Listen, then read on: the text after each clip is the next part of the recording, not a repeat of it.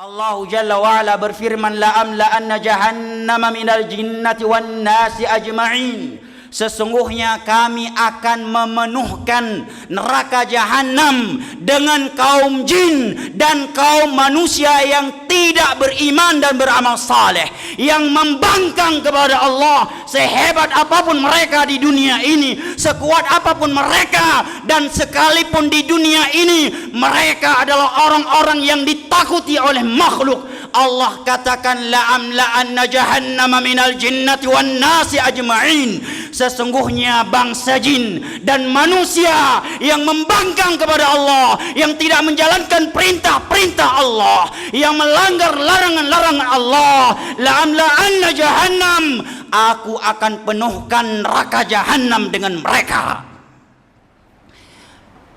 Illa liya'budun, tidaklah aku menciptakan mereka kecuali agar mereka beribadah hanya kepada aku.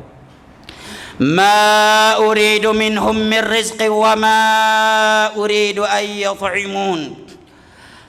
Agar manusia yang semangat beribadah tidak mengira dan tidak menduga bahwa ibadah yang mereka lakukan itu telah memberi manfaat kepada Allah, maka Allah katakan setelah itu, ma uridu minhum min rizqi wa ma uridu ay yut'imun.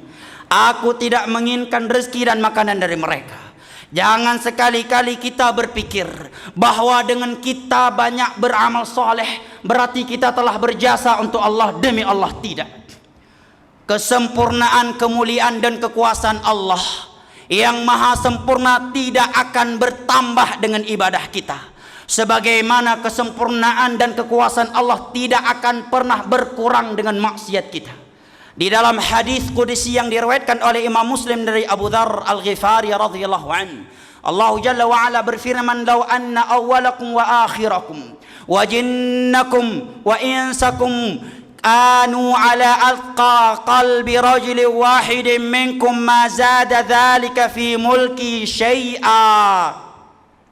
Seandainya seluruh kalian yang awal diciptakan maupun yang datang belakangan, yang manusia maupun dari jin, semuanya bertakwa kepada Allah dengan satu hati yang paling bertakwa, maka sungguh itu tidak menambahkan kerajaanku sedikit pun. Allah tetap mulia.